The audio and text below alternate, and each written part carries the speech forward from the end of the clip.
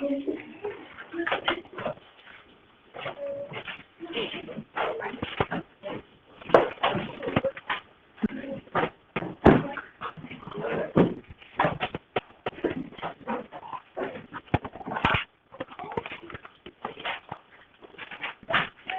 right, so yesterday's activity, 2 major items happened.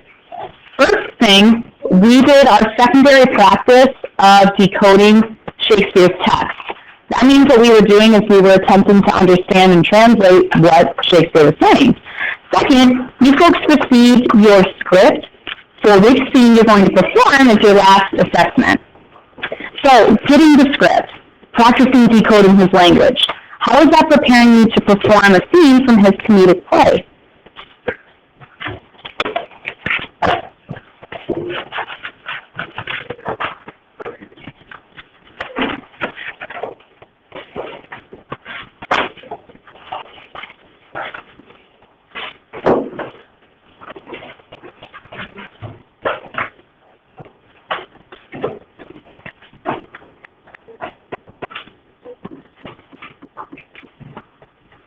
We're supposed to have our bookmarks in front of us and do writing, right? And like on track. Yeah, that's kind of like what's going down.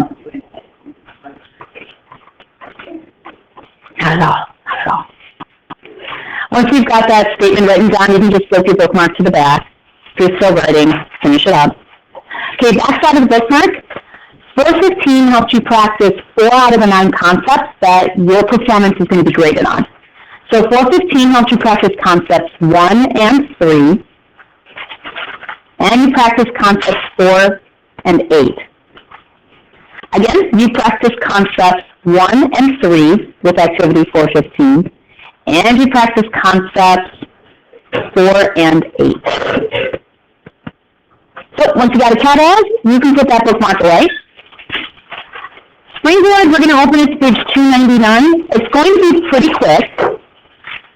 We're only going to do 2 things with the activity in your text, and the rest of the time we're looking at your script. Once you're at 299, go ahead and take those 2 learning targets and diffuse them. So circle those verbs, underline those nouns. That way we know what we're practicing.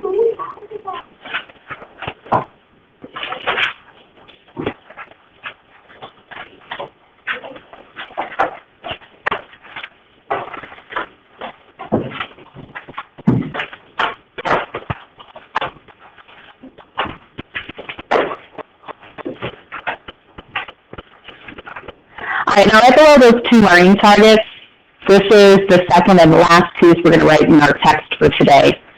It's asking you to quick write, so jotting a couple notes. What are attitudes, behaviors that a group needs in order to be productive and have a positive atmosphere? So what things need to happen for you to get something done with a group of people? Just a couple bullet points will be fine.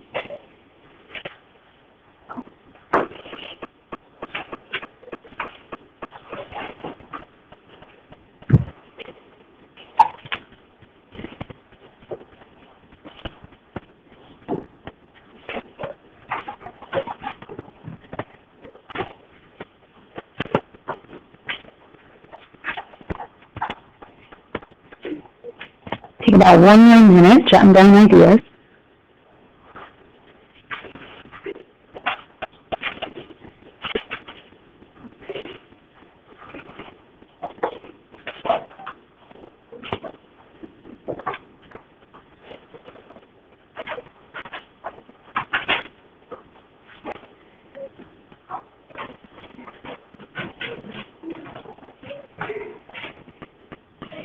Now, these ideas you're jotting, they're a stepping point for the group rules that you and your group mates are going to establish today. So the Springboard text you might be referring back to later on, or it might just be something you can think of off the top of your head. For now, though, we're going to shift our attention to our script. So if you don't have your script out, go ahead and take that out. You're not going to be seated with your group mates for another few minutes here. Eventually you'll get there.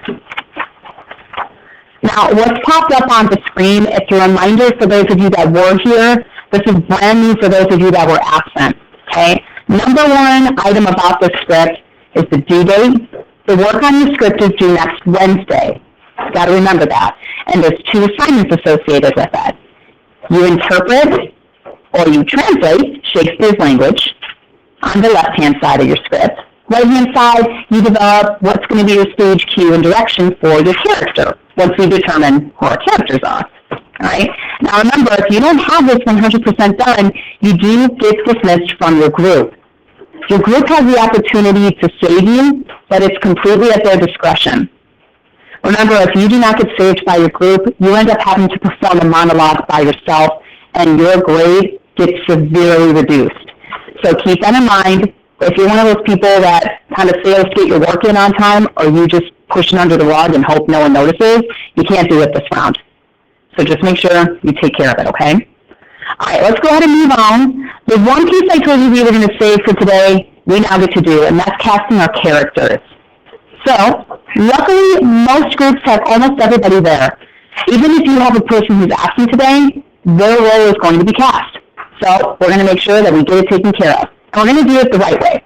All right? Now, you can follow with me on the screen. You can be looking at your title sheets, whatever's going to be best for you. But we're focusing on the box that says the cast of characters. Okay? Now, the right-hand side has listed how many characters are in the scene plus a director. Now, the number of people that are in your group corresponds with the number of roles plus the director. So if you have 5 people in your group, you most likely have 4 characters and the director. However, there might be a group out here that has 1 additional member. Now, something you may have not noticed yesterday, I'm going to show you on the screen, because it's written in all of your scripts, but it can get overlooked. If you're in that role where you have one more additional person and you go, wait a second, we have too many, there's a note, and I've highlighted it on the screen.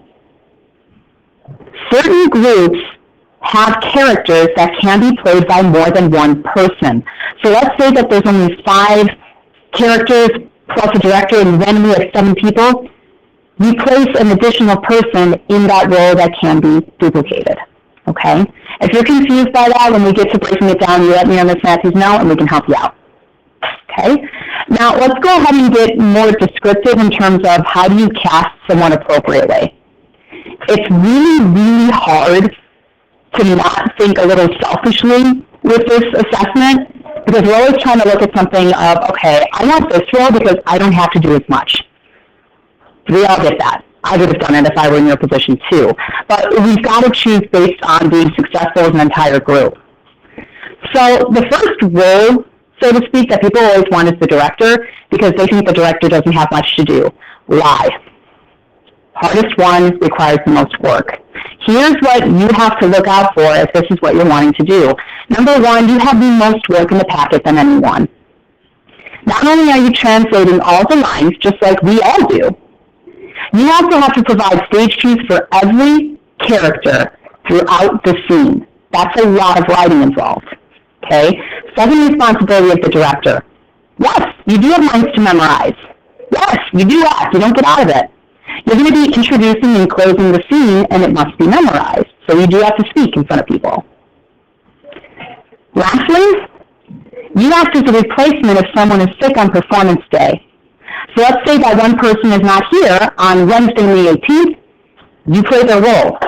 You don't have to have their lines memorized, but you have to be able to act it out because you develop the stage cues for him or her. That's a lot involved. So the person who's the director definitely needs to be hardworking, and they're very responsible. So if you thought the director was the cop-out, nope. It's the hard one. All right, generally, the next thing people look for, who has the most lines versus who has the least, and how can I get into the character that has the least lines? Well, let's talk about who would best suit those characters and those lines. So characters with long lines, I would absolutely reserve them for the following types of people. Someone who's a strong actor. Now, that doesn't mean they have to have acting experience, but they have fun getting into a character. They're willing to change their voice. They're willing to move around. They're very comfortable doing this. Someone else I would choose who has long lines, this is someone who's going to be that hard worker who's going to put in that effort. Now, characters with the short lines. A lot of people want this because they figure less memorization, I'm not on stage as much. But you really should reserve it for one of two types of people. I would select someone who is terrified of doing this. The person that goes, I'm going to pee my pants, I'm red in the face, I think I'm going to vomit on myself. Save these really short lines for that person so they can be successful. And then your entire group's performance can be. Another person to consider for the shorter lines, someone who's absent a lot. If you know someone's going to be out sick or they've already told you, you know what, I'm only going to be here for a day, I would suggest you give them just the short lines because even if they are physically not in this room, they are more than capable of memorizing a couple of sentences. So it's tough, but do your best not to be selfish in choosing who takes what role. It doesn't matter if you are a girl and you end up having a guy's role. In fact, that would work in your favor to do that gender reversal to make a comic element happen. So consider that too. Alright, now I'm going to give you guys about 5 minutes to get started discussing who should take on which role. If someone is absent in your group, really think about their strengths. Think about their weaknesses when you're trying to put them into a role. If someone's absent today, I didn't have them be a director. 5 minutes, guys.